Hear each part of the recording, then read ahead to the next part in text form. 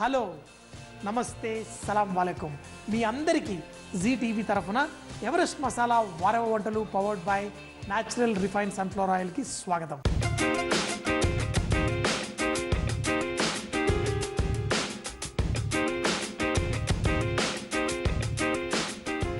Cabbage vegetable అంటే కొంతమందికి ఇష్టంగా ఉండదు, ఎందుకంటే అది వండితే కొంచెం వాసన వస్తుందని. మరి ఎన్నోసార్లు చెప్పాను కదా, క్యాబేజ్ అయితే కొంచెం ఎక్కువగా కుక్ చేసామనుకోండి, అందులో ఆ సువాసన తగ్గిపోయి అది మంచిగా ఉండదన్నమాట, వాసన కొంచెం చెడుగా ఉంటుంది. కాబట్టి ఎప్పుడైనా కానీ క్యాబేజ్ కనుక మనం వాడితే లైట్గా కుక్ చేసుకోవాలి. అయితే ఈరోజు చేయబోయే డిష్ కూడా క్యాబేజ్ తోటే, క్యాబేజ్ పత్రోడే. అయితే ఇది ఉడిపిలో చాలా ఫేమస్, మన వైజాగ్ విజయనగరంలో కూడా చేస్తూ ఉంటారు.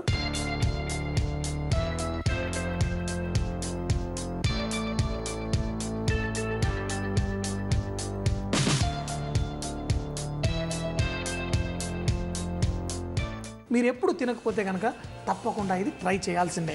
అయితే ముందుగా ఒక మూకుడులో కొంచెం అంత నూనె, ఎక్కువద్దు, ఎందుకంటే ఇది ఇక్కడ స్టీమర్ రెడీగా ఉంది. మనం ఈ క్యాబేజ్ని మనం స్టీమ్ చేయబోతున్నాం కాబట్టి ఇది కూడా స్టీమర్ని ఆన్ చేసి పెట్టుకుంటాను. ఈ లోపల ఇది కూడా వేడెక్కుతుంది. సో మరి నూనె కొంచెం వేడెక్కిన తర్వాత ఇందులో మనం ఎండు మిరపకాయలు, అలాగే ధనియాలు, కొంచెం మినప్పప్పు, అలాగే మెంతులు, ఇవన్నీ వేసి కొంచెం దూర రంగు వచ్చేంత వరకు, ఆ సువాసన బయటకు వచ్చేంత వరకు పెంచుకుందాం. చూడండి, కొంచెం మినప్పప్పు కూడా ఎర్రగా అయిన తర్వాత ఇందులో కొబ్బరి వేసుకుందాం. వేసేసి ఈ కొబ్బరిని కూడా కొద్దిసేపు వేయించుకొని ఇవన్నీ కలిపి ఈ మిక్సీలో వేసి మరి పేస్ట్ చేసుకుందాం.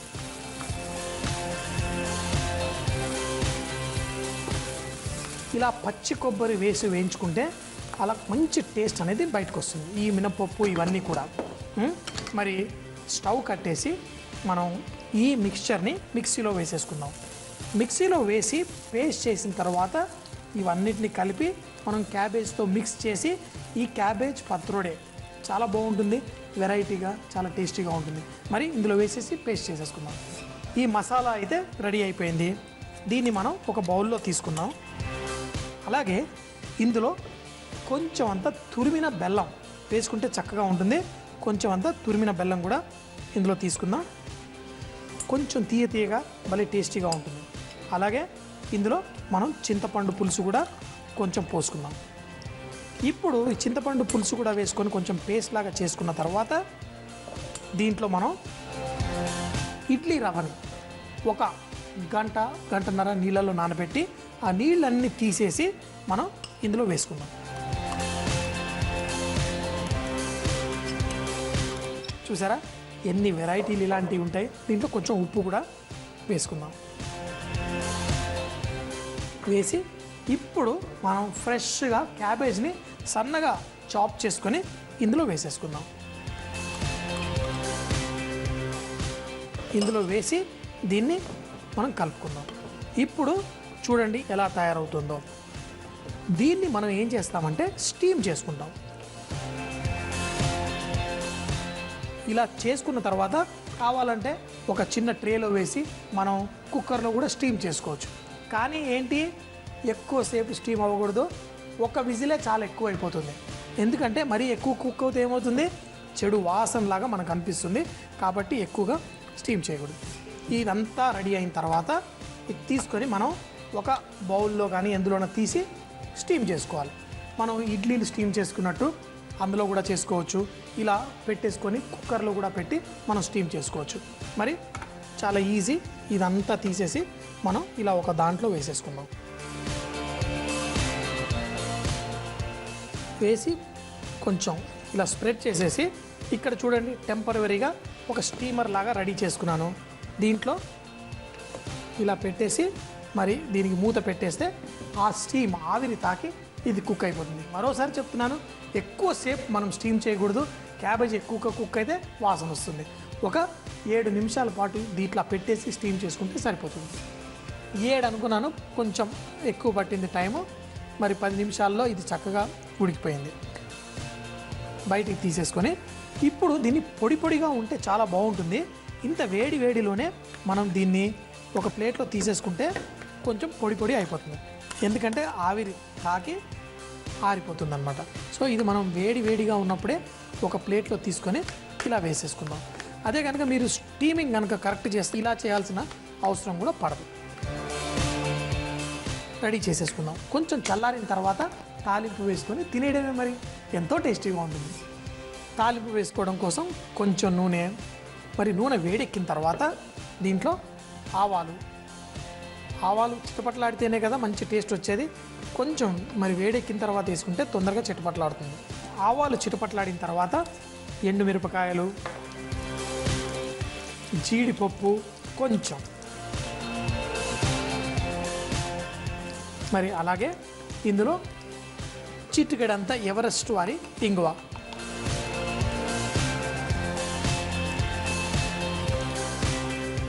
ఈ జీడిపప్పు కూడా కొంచెం కలర్ వస్తుందనగా ఇందులో కరివేపాకు, వావ్, అలాగే కొత్తిమీర ఇది కూడా వేసేసి ఇప్పుడు మనం ప్లేట్లో తీసి పెట్టుకున్న ఈ క్యాబేజ్ ఏదైతే ఉందో ఇందులో వేసేసుకుందాం.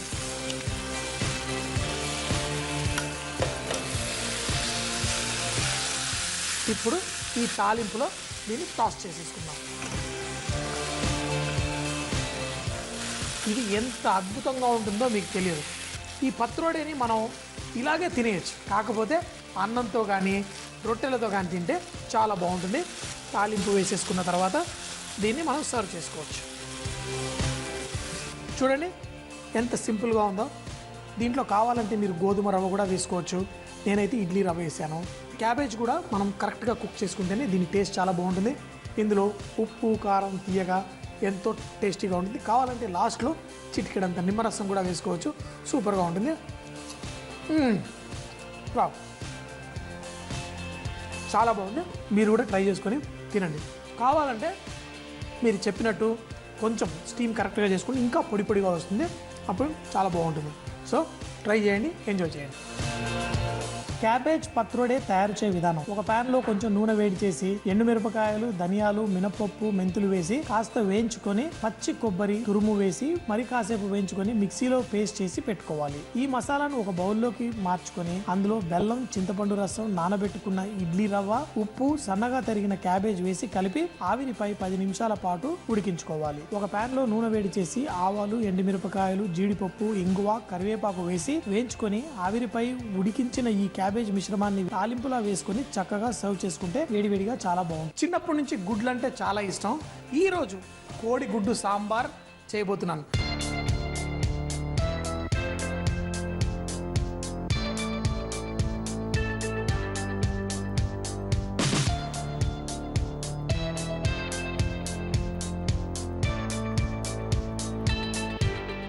కోడిగుడ్ల ఈటింగ్ కాంపిటీషన్లో మా కాలేజీలో పెట్టినప్పుడు ఫస్ట్ ప్రైజ్ వచ్చేసింది. మరోసారి ఆ కుకింగ్ కాంపిటీషన్ మన షోలో చేయాలి, చూడండి మరి మీరు. సో మరి ఈరోజు అయితే గుడ్ల సాంబార్లో మనం చేసుకోవడం కోసం ఫస్ట్ కొంచెం నూనె తీసుకొని దీంట్లో మనం ఆవాలు, ఎండుమిరపకాయలు వేసుకుందాం. మరి గుడ్డు సాంబార్ ఏంటా అనుకుంటున్నారు కదా మీరు. మరి చూడండి, వెరైటీగా చాలా బాగుంటుంది. కొంచెం చిటపట్లాడిన తర్వాత అందులో ఎండుమిరపకాయలు కూడా వేసుకుందాం. ఎప్పుడైనా నూనెలో కొంచెం అంత వేగితే భలేగా ఉంటుంది. మరి కొంచెం వేగిన తర్వాత ఉల్లిపాయలు, అలాగే ఇందులో కరివేపాకు, చూసారా కరివేపాకు వేయగానే ఎంత చిటపట్లాడుతుందో. కొంచెం పసుపు, సాంబార్ అనగానే కొంచెం అంత ఇంగువ వేస్తే భలే ఇష్టంగా ఉంటుంది నాకు. చిటికెడంతా ఎవరెస్ట్ మసాలా వారి ఇంగువ ఇందులో వేసుకుందాం. ఏంటంటే ఈరోజంతా ఎవరెస్ట్ నడుస్తోంది, ఎందుకంటే మరి ఎవరెస్ట్ వాళ్ళ సాంబార్ మసాలా కూడా వాడబోతున్నాను. కానీ లాస్ట్లో అదే గుడ్డుతోటి అది ఎలా వేస్తానో చూడండి. ఇవి కొంచెం వేగిన తర్వాత ఇందులో పచ్చిమిరపకాయలు, అలాగే ఇందులో క్యారెట్ ముక్కలు, మీకు కావాలంటే రాడిష్ ముక్కలు, ములక్కాయ ఇవి కూడా వేసుకోవచ్చు. వేసుకుని మనం కొంచెం కుక్ చేసుకుందాం. ఇలా కొంచెం వేగిన తర్వాత కొంచెం అంతా ఉప్పు, అలాగే కారపొడి, కొంచెం అంత ధనియాల పొడి, జీలకర్ర పొడి, ఇవన్నీ కొంచెం కొంచెం వేసుకొని, ఏ సాంబార్లో అయినా చింతపండు పులుసు వేసుకుంటేనే కదా రుచి. ఈ చింతపండు పులుసు కూడా వేసి ఈ కూరగాయలని ఉడకనిద్దాం. అయితే సాధారణంగా ఏం చేస్తానంటే నేను చింతపండు పులుసు వేసి కొంచెం ఉడకడానికి కొంచెం టైం పడుతుంది. అందుకని చాలా ఎక్కువగా మేము హోటల్లో సాంబార్ చేసేటప్పుడు అయితే ఫస్ట్ కొన్ని నీళ్లు పోసి కొంచెం ఉడికిన తర్వాత అప్పుడు చింతపండు పులుసు పోస్తాం. ఆ ముక్కలకి ఆ పులుపు అనేది తగలకపోతే రుచి కూడా రాదు. సో మరి ఇందులో కొన్ని నీళ్లు కూడా పోసేసి మరి చక్కగా మరగనిద్దాం. ఒక 10 నిమిషాల పాటు మరిగితే చాలు, మన ఏ కూరగాయలైనా ఉడికిపోతాయి. మరి ఒక 15 నిమిషాల పాటు చక్కగా ఉడికిన తర్వాత ఈ కూరగాయలు కూడా సాఫ్ట్గా అయిపోయాయి. ఇప్పుడు ఇందులో మనం ఉడకపెట్టుకున్న కందిపప్పు వేసేసుకుందాం.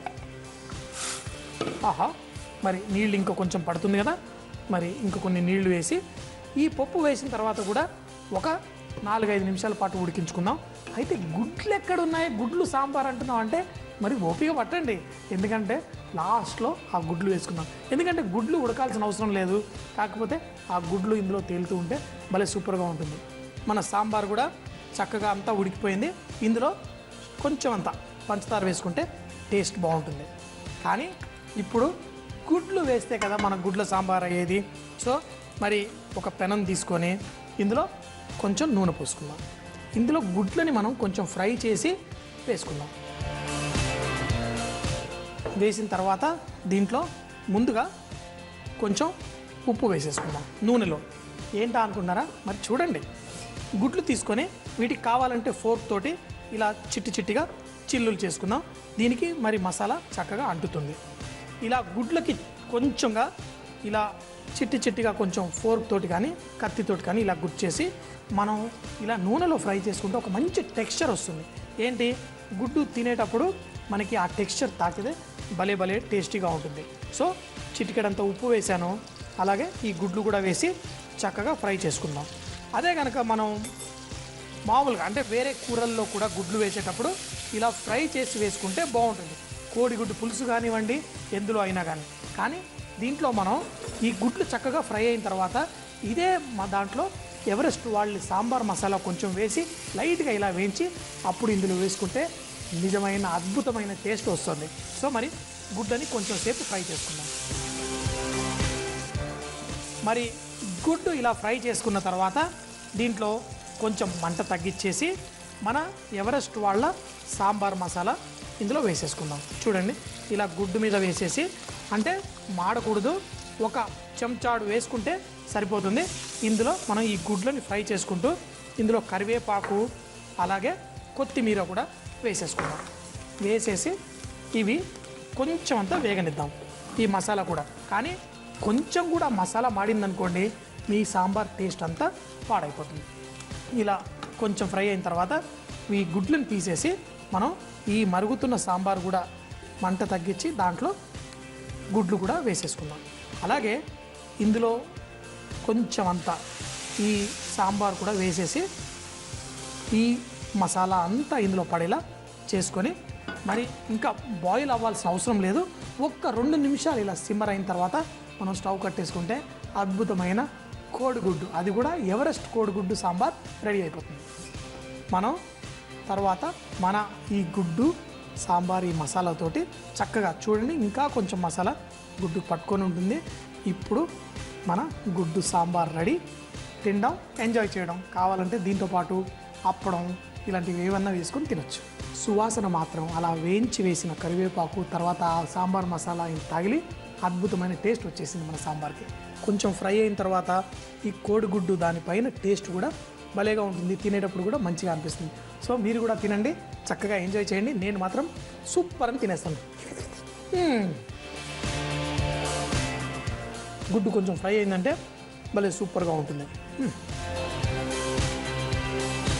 కోడిగుడ్డు సాంబార్ తయారు చేయు విధానం. ఒక బాండీలో నూనె వేడి చేసి ఆవాలు, ఎండుమిరపకాయ, ఉల్లిపాయ ముక్కలు, కరివేపాకు, పసుపు, ఇంగువ, పచ్చిమిర్చి ముక్కలు, క్యారెట్ ముక్కలు వేసి వేయించుకోవాలి. ఇందులో ఉప్పు, కారం, ధనియాల పొడి, జీలకర్ర పొడి, చింతపండు రసం, కొన్ని నీళ్లు పోసి 10 నిమిషాల పాటు ఉడికించుకోవాలి. ఇందులో ముందుగా ఉడికించి పెట్టుకున్న కందిపప్పు వేసి మరో 4-5 నిమిషాల పాటు ఉడికించుకోవాలి. ఒక పాన్ లో కొంచెం నూనె వేడి చేసి ఉప్పు వేసి ఉడికించిన కోడిగుడ్లకు చిల్లులు పెట్టి ఇందులో వేయాలి. కొంచెం వేగిన తరువాత సాంబార్ మసాలా, కరివేపాకు, కొత్తిమీర వేసి కలిపి మరుగుతున్న సాంబార్లో వేసి వేడివేడిగా సర్వ్ చేసుకుంటే చాలా బాగుంది. ఈ రోజు చకచకా చట్నీల్లో టమాటో తోటి మనం ఎండుమిరపకాయలు రకరకాల పప్పులు వేసుకుని చేసుకునే ఈ అద్భుతమైన పచ్చడి చూడండి.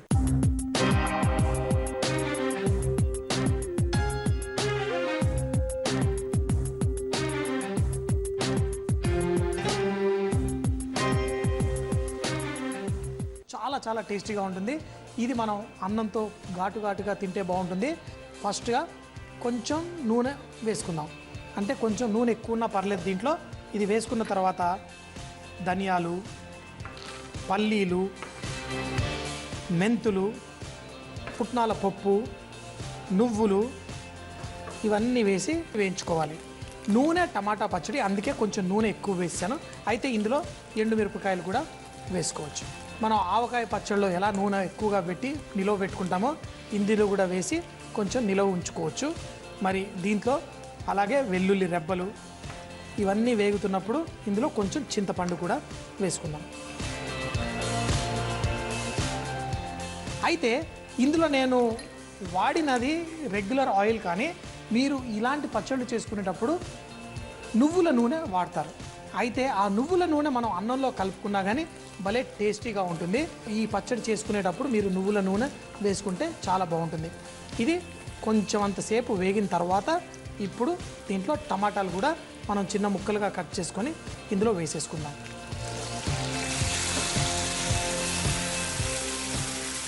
ఇందులో ఉప్పు కూడా సరిపడు ఉప్పు ఇందులో వేసుకుందాం. అయితే ఎప్పుడు కొంచెం ఉప్పు తక్కువ వేసుకోవడం బెటర్, ఎందుకంటే మనం మిక్సీలో గ్రైండ్ చేసుకున్న తర్వాత ఇంకా కొంచెం ఉప్పు కావాలంటే వేసుకోవడం బెటర్. ఇలా చక్కగా దీన్ని వేగనిద్దాం. మంట కూడా కొంచెం తగ్గించి మనం ఈ టమాటాలు చక్కగా ఉడికేంత వరకు మనం దీంట్లో ఒక 4-5 నిమిషాల పాటు స్లోగా కుక్ చేసుకొని అప్పుడు మిక్సీలో వేసి పేస్ట్ చేసుకుంటే బాగుంటుంది. అంటే ఈ టమాటో మ్యాష్ అయిపోయినట్టు మనకి క్లియర్గా కనబడాలి. ఇందులో ఈ ఊళ్ళల్లో వెళ్తే వాళ్ళు ఇలాంటి పచ్చళ్ళు చేసుకున్నప్పుడు ఇంతంత నూనె నెయ్యి వేసుకొని తింటూ ఉంటారు, కానీ చూడడానికి మాత్రం సన్నగా ఉంటారు.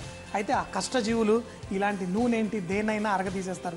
మనం కూడా ఇళ్ళల్లో ఎప్పుడు కూర్చొని కాకుండా కొంచెం అంత అంటే ఎక్సర్సైజు ఇలాంటివి చేస్తే మనం కూడా ఎలాంటి నూనె తిన్నా హెల్తీగా ఉంటాం.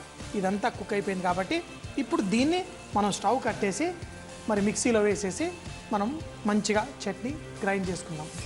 చూడండి, మన చట్నీ రెడీ అయిపోయింది. కావాలంటే అప్పటికప్పుడు కొంచెం తాలింపు కూడా దీనిపైన వేసుకుంటే బ్రహ్మాండంగా ఉంటుంది. మరి దీన్ని మనం వేడి అన్నంలోనే కాదు, ఇలా పొలాలకి వెళ్ళి పనిచేసేవాళ్ళు రొట్టెలు, జొన్న రొట్టెలు దేంతోటైనా కానీ ఇది ఘాటుగా చాలా బాగుంటుంది. మరి అన్నంతో కూడా మనం ఎంజాయ్ చేయొచ్చు. ఆహా, చూడండి ఈ చట్నీ ఎంతో అద్భుతంగా ఉంది. ఇదే మనం సజ్జల రొట్టెలు, రాగుల రొట్టెలు, జొన్నల రొట్టెలు ఇలాంటి వాటి అన్నిటితో తింటే ఎంత బాగుంటుందో అది తింటేనే తెలుస్తుంది. సో మరి ఊళ్ళల్లోనే కాదు, మనం కూడా ఇలాంటి అద్భుతమైన చట్నీలు ఇళ్ళల్లో చేసుకొని ఎంజాయ్ చేయొచ్చు. సూపర్ అంటే సూపర్. మరి మీరు కూడా ఇంట్లో ట్రై చేసి తినండి, ఎంజాయ్ చేయండి. కొత్తిమీర, పుదీనా లాంటి లీఫీ వెజిటేబుల్స్ని ఎక్కువ రోజులు నిలువ ఉండాలంటే కొత్తిమీర ఇలా మంచిగా మట్టి దుమ్ము లేకుండా కడిగి పొడిగా తూడ్చుకొని ఇలాంటి ఒక పేపర్ టవల్లో కానీ న్యూస్ పేపర్లో కానీ పరుచుకొని దానిపైన మరొక పేపర్ టవల్ను పెట్టి కవర్లో పెట్టుకొని డీప్ ఫ్రీజర్లో స్టోర్ చేసుకుంటే చాలా ఎక్కువ రోజులు, కనీసం 3 months వరకు నిలువ ఉంటాయి. కళ్ళల్లో నీళ్లు రాకుండా ఉల్లిపాయలను ఎలా కట్ చేసుకోవచ్చో చూద్దాం. ఉల్లిపాయల్ని కట్ చేసే ఒక అరగంట ముందు ఫ్రిడ్జ్లో పెట్టి తర్వాత ఇలా చూపించే విధంగా కట్ చేస్తే మీ కళ్ళలో నుండి నీళ్లు రాకుండా ఉంటాయి. వారేవా అంటే అద్భుతమైన వంటలని. మరి మీకు తెలుసా, ప్రతి జిల్లాలో నోరు నుంచే ఒక అద్భుతమైన వంటకం ప్రత్యేకంగా ఉంటుందని. మరి ఆ వంటకం ఏంటో మాకు మీ జిల్లా పేరుతో సహా రాసి పంపిస్తే XXX డిటర్జెంట్ సోప్ తరఫున ఒక మంచి బహుమతి గెలుచుకోగలరు. మరి మా చిరునామా MIG 1540 BHEL హైదరాబాద్ 502032. మా వంటల ప్రోగ్రాంలో ఇంట్రెస్ట్ తీసుకొని మాకు రెసిపీలు పంపించిన వాళ్ళందరికీ మా థ్యాంక్స్. ఈరోజు XXX డిటర్జెంట్ బహుమతి గెలుచుకున్న విజేత చూశారు కదండి ఈరోజు స్పెషల్స్. రేపు మళ్ళీ ఇదే టైంకి మళ్ళీ కలుద్దాం. అప్పటిదాకా సీ యూ, బాయ్ బాయ్, ఖుదాఫిజ్.